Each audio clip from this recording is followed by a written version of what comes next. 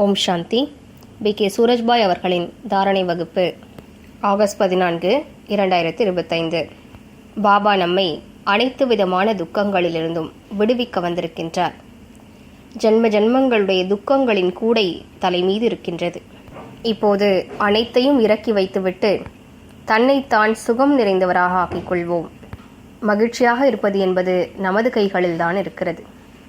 யார் ஒருவர் இந்த மனிதர் மாறிவிட்டால் நான் சுகமாக இருப்பேன், ஓர் அழகான வீடு கிடைத்து விட்டால் நான் மகிழ்ச்சியாக இருப்பேன், எனது வேலை காரியங்கள் நன்றாக நடந்தால் நான் மகிழ்ச்சியாக இருப்பேன் என்று நினைக்கிறாரோ அவர் நீண்ட காலம் மகிழ்ச்சியை தேடிக்கொண்டுதான் இருக்க வேண்டியிருக்கிறது. ஆனால் எந்த ஒரு மனிதர் ஞானியோ எப்படிப்பட்ட சூழலிலும் சுகமாக இருப்பதற்கு கற்றுக்கொள்கிறாரோ அவர் எப்போதும் சுகமாக இருக்கிறார்.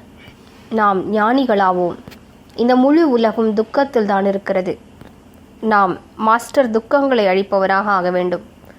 அனைவருக்கும் சுகத்தின் பாதையை காட்ட வேண்டும். நாம் எவ்வாறு துக்கத்தில் இருக்கலாம்? யார் நீண்ட காலம் மகிழ்ச்சியாக இருப்பார்களோ அவர்கள் மாஸ்டர் துக்கங்களை அழிப்பவர்களாக ஆகிவிடுகிறார்கள். பக்திர் மார்க்கத்தில் கூட அப்படிப்பட்ட ஆத்மாக்களின் மூர்த்திகளை தரிசனை செய்தும் அவர்களது நாமத்தை ஜபித்தும் பக்தர்கள் மகிழ்ச்சி அடைகிறார்கள். எனவே மீண்டும் மீண்டும் நினைவு செய்வோம், ஆத்மாவாகிய நான் மிகுந்த சுகமான நிலையில் இருக்கிறேன். அதிகாலை எழுந்ததுமே இந்த எண்ணத்தோடு விழிப்போம், நான் மிகுந்த மகிழ்ச்சியாக இருக்கிறேன். பாபா, நீங்கள் வந்து எனக்கு முழுமையான சுகத்தை வழங்கிவிட்டீர்கள். உங்களுக்கு மீண்டும் மீண்டும் நன்றிகள். இப்படிப்பட்ட நல்ல உணர்வினால் துக்கங்களின் உணர்வானது அழிந்துவிடும். மேலும் நாம் நமது யோக பயிற்சியையும் அதிகரித்து கொண்டே செல்வோம். அதன் மூலம் சுயத்திற்குள் யோகத்தின் சக்தி நிறைந்து கொண்டே இருக்கும். மேலும் இவ்வுலகின் துக்கம் நமக்கு துக்கமாகவே தோன்றாது. ஒரு மனிதர் காய்ந்த ரொட்டியையும் பருப்பையும் உணவாக கொள்கிறார், ஆனால் அவர் மகிழ்ச்சியாக இருக்கிறார்.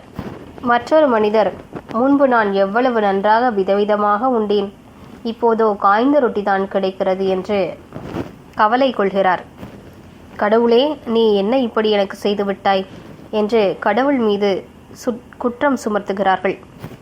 மாறாக, கடவுளே, இந்த ரொட்டி பருப்பாவது எங்களுக்கு கிடைத்திருக்கிறது என்று நன்றி கூறுவதில்லை. உலகில் எத்தனையோ பேர் அந்த உணவு கூட கிடைக்காமல் இருக்கிறார்கள். எனவே வாழ்க்கையில் வரக்கூடிய பாதகமான சூழ்நிலைகளை துக்கமாக எடுத்துக்கொள்வது அறியாமையாகும். நாம் அந்த அளவிற்கு பக்குவப்பட்ட மனநிலையில் இருக்க வேண்டும். பெரியதிலும் பெரிய துக்கமான சம்பவத்தை கூட சாதாரணமாக எடுத்துக்கொள்ள வேண்டும். அவ்வளவுதான், முடிந்து விட்டது, தலையிலிருந்த பாவச்சுமை இறங்கிவிட்டது என்று நேர்மறையாக எடுத்துக்கொள்ள வேண்டும். ஒருவருக்கு விபத்து நடந்துவிட்டது, உடலிலும் பல காயங்கள், வாகனமும் உடைந்து விட்டது. அட பரவாயில்லை, கிரகச்சாரம் விட்டொழிந்தது, வாகனம் சேதாரமாகிவிட்டது, பரவாயில்லை, சரி செய்து கொள்ளலாம். உடலின் எலும்புகள் உடைந்து விட்டன, பரவாயில்லை, மீண்டும் இணைந்துவிடும். நாம் உயிரோடு இருக்கிறோம் அல்லவா? இன்னும் ஓரிரண்டு மாதங்களில் அனைத்தும் சரியாகிவிடும். நல்லதுதான், ஓய்வு கிடைத்து விட்டது. பாபாவை நினைவு செய்வோம்.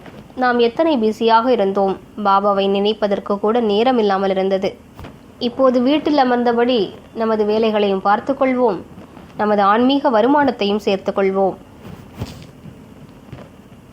இவ்வாறு நமது எண்ணங்களை மாற்றி துக்கங்களிலிருந்து விடுபட்டு இருப்போம்.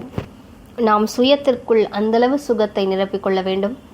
அதன் மூலம் நமது முகத்தை பார்க்கும் பிறர் கூட சுகமடைந்து விட வேண்டும். அனுதினமும் அதிகாலையில் எழுந்து பிரபுவினை சந்திக்கக்கூடிய சுகத்தை கொண்டாடுவோம். ஈஸ்வரிய மகா வாக்கியங்களை கேட்பதற்கான சுகத்தை கொண்டாடுவோம். புண்ணிய கர்மங்களின் சுகத்தை அனுபவிப்போம்.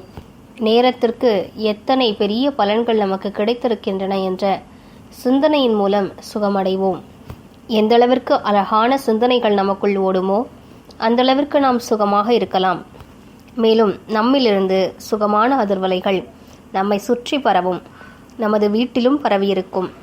இன்று முழு நாளும் ஒவ்வொரு மணி நேரத்திலும் குறைந்தது 5 முறைகளாவது நினைவு செய்வோம். ஆத்மாவாகிய நான் முழுமையாக சுகமாக இருக்கிறேன். நான் முழுமையாக சுகமாக இருக்கிறேன். பாபா, நீங்கள் வந்து எனக்கு எத்தனை சுகத்தை வழங்கியிருக்கிறீர்கள். உங்களுக்கு மீண்டும் மீண்டும் நன்றிகள். இவ்வாறு இன்று சுகஸ்வரூப நிலையில் நிலைத்திருப்போம். மேலும் நமது மகிழ்ச்சியின் அனுபவத்தை அதிகரித்து கொண்டே செல்வோம். ஓம் சாந்தி. ஓம் சாந்தி.